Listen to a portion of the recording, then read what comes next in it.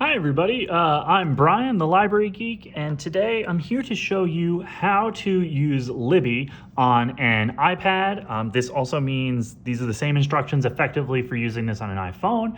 They're very similar instructions for using this on an Android. And for those of you that use a Kindle Fire or other Kindle devices, these instructions don't really apply. They use a different app entirely. If you're so inclined to look that up, it's the Overdrive app. There's probably other info on the internet, and I will hopefully do a video on that in the future. But for the rest of you, this is about Libby on an iPad, iPhone, Android, anywhere where you would use the Libby app. What did I do before the video? All I did before the video was I downloaded the Libby app from the App Store. It's a free app, and all you need otherwise is you need to have a library card here in Montgomery County, and you'll be good to go. So I'm going to click open the app. And ultimately, the thing that I really like about this app is it's fairly self-explanatory. It kind of tries to guide you through the process, though it is a little bit confusing, so that's why I'm making the video. So I'm going to go ahead and read to you what it says. So this is the first thing you'll see. Welcome. Thousands of public libraries offer ebooks and audiobooks for free in Libby. Let me ask you a few questions to guide you to your library. First question, do you have a library card? We do have a library card. If your answer is not yet, come on down to the library and we'll figure that out with you. So we're going to click yes. Now it gives you three options, and I think some people get caught up here. Okay, if you have Libby on another device, you should simply copy your cards across. You can do that, and if you already know how to do that, you're probably not watching this video. Otherwise, you can look up your library by name or location, and it says, I'll search for library. The third option is, of course, there's an easy way. Shall I guess your library? Yes, guess my library. We are not going to let it guess your library because I already know which library we're going to, and that is Horsham. So we're going to click, I'll search for a library. And I'm going to type in Horsham. It's going to give you a bunch of items and a bunch of options while you're searching. And you'll see in this case, our second option is the Montgomery County Library District Consortium, Horsham Township Library, 435 Babylon Road, Horsham, Pennsylvania. That's us, clearly. So we're going to click on that one. It's going to think, and then it's going to jump you right into the Montgomery County Library District Digital Collection. So everybody in Montgomery County, most of the libraries are connected into this. This is where I get a lot of questions. Over here on the right, it says, let's take a moment to sign into your Montgomery County Library District Consortium account. Where do you use your library card? And then it says choose location. So we're going to click choose a location. Now, the location that you will choose is dependent upon what your library card says on it. So I'm going to show you mine really quickly. Mine's a little bit messed up, but mine says Horsham Township Library right across the top, and it's got a picture of our lovely building right here. Some library cards say Montgomery County-Norristown. If you're from a different area, you might have an Upper Dublin card, whatever. You need to choose from this list what your card says. So mine says Horsham. Many people that use our library have cards that say Montgomery County-Norristown. So make sure that you're choosing the correct one based on whatever it literally physically says on your card. So I'm going to click Horsham Township. And then you're going to enter in your card number. I'm going to block it so that you can't see what mine is. I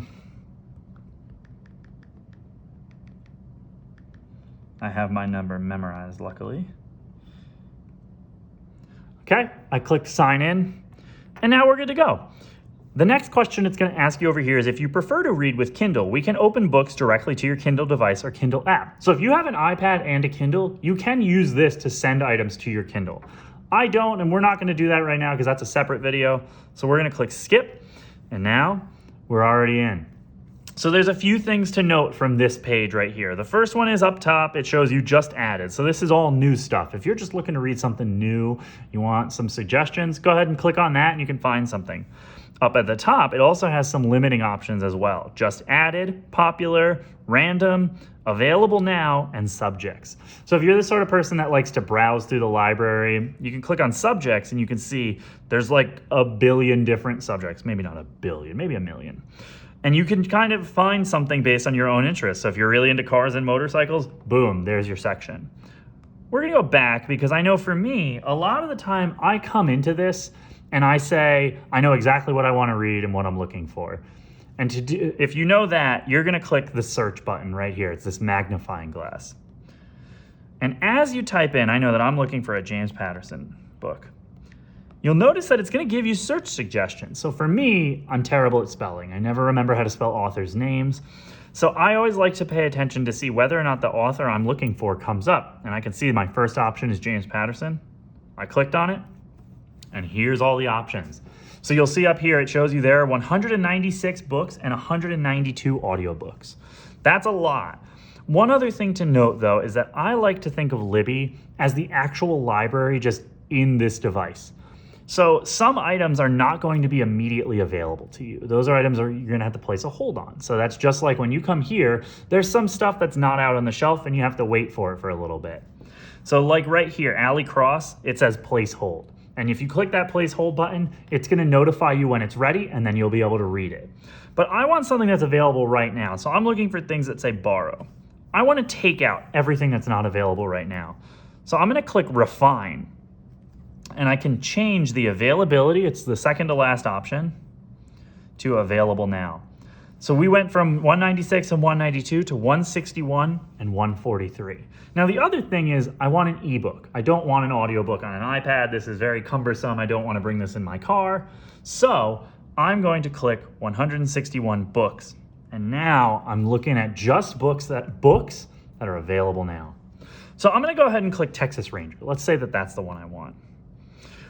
I always like to click on the picture or the title, the cover page of the book, because then I can get more info about it. I can see, oh, is this the one I really want? It gives me some more details. It shows me some other options. Ultimately, this is what I want. So I'm going to click borrow.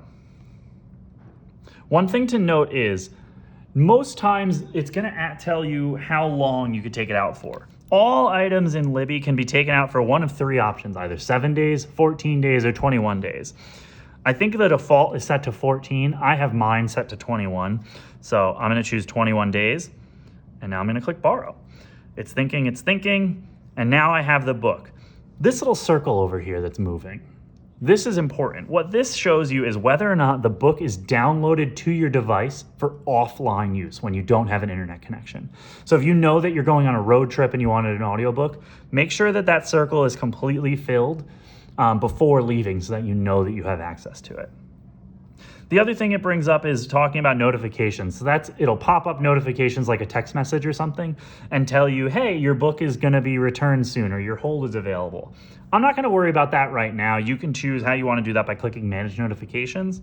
I'm going to click not now. Now the options are open book, keep browsing, or go to shelf.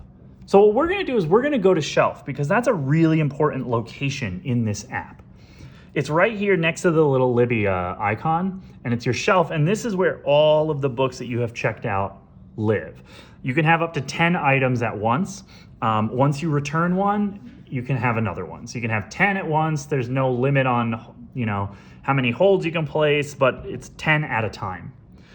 So if I want to read this, I'm going to click on it, and it's going to ask me where would I like to read it? Do I want to read it on a Kindle or do I want to read it in the app? I'm going to choose Libby, this app, and it opens up the book, and I actually already started this one elsewhere. So it brought me through, and I can scroll through. You can also change a bunch of things. There's ways to change the typeface and all that kind of stuff. I'm going to go ahead and let you guys experiment with that just because there's one other big thing I want to show you. So I went back out of the book, and I'm back to my bookshelf. So down here, one other thing to note is the Libby icon. That's where you're going to get notifications within the app, and she'll tell you what's going on right up here. You can look at your libraries. You can add a different library card if you're a member of maybe a vacation library or something like that. To get out of that, I just clicked into the open screen to the left. The last thing I want to point out is one of our most popular requests, and that is magazines. So I'm going to click on the library card right here. That's what brings me back into the library collection. And you're going to notice that the first option here below all these pictures is magazines. So Libby and Overdrive is now where all of our digital magazines live, and there's a bunch of them. Right up at the top, there's a list of all titles. If you scroll down, it's going to show you what was just added, most popular, that sort of thing. One thing that I always like to point out is these are very updated. So here for Hacker Cool magazine, if you're interested in that, this one was from June 1st, 2021. Garden Answers is from August 1st. I'm filming this at the end of July, and we already have next month available. It's pretty amazing. If I go up to the top and I click all titles, you're going to see there are 3,447 magazines. And furthermore, if I use the refine tool to limit it to what's available now, that number stays the same. These are always available. And furthermore, you even have access to back issues. So one magazine I like reading is Wired. So I'm gonna go ahead and click search, like we did earlier. When you click search, it brings you back to where you were last. If you click it again, clears you out and it brings you back to a new search. It also even saves your past searches if you're looking for something again. And I'm gonna type in Wired. And I'm gonna hit search because I'm not sure if it's this series or that one or one of these other ones. Just gonna hit search. And it shows me it's listing 9 books, 5 magazines, and 3 audiobooks. I want the magazines, so I click 5 magazines, and here they are. So you'll actually see we have Wired, Wired UK, and Wired Italia if you want to be exotic about it and read a different language. I just want this one. And it shows me that the July-August 2021 edition, I can borrow it right now. The other nice thing is if you scroll down, we even have access to back issues of a lot of the popular magazines. So I can go, and if I click this little down arrow right here, if I want to go even further back, I can see issues from last year. I can keep going all the way back to 2019, probably for a really long time. We don't need to scroll forever. But I can find a lot of stuff, and if there's something I'm interested, let's say I want January 2019, click borrow. I can switch it from 14 days, like I said, to 21 days. I'll do that. Click borrow. It's thinking, it's thinking. Now it's downloading, and you'll see again, it's downloading slower, but still, and it's going around the circle right here. Once you get the check mark, it's done. It also offers for magazines whether or not you want to be notified of new issues. So that means every single month it'll say, hey, the new issue of Wired is available. Do you want that? I'm going to do not now because I'm not interested in that. And even since I have an internet connection right now, I don't need to worry about it downloading. I can click open magazine. Oh, my bad. I actually do need it to be downloaded. So it's going to keep downloading, and then I'll be able to view it later. And that is pretty much the basics of how you get into Libby. It's a really, really powerful, useful app. There's so many amazing things to find in here. I listen to almost all of my audiobooks from here on my iPhone. Oh, there we go. Wired is now downloaded. So, oh, look at that. I can spin it. That's pretty fun.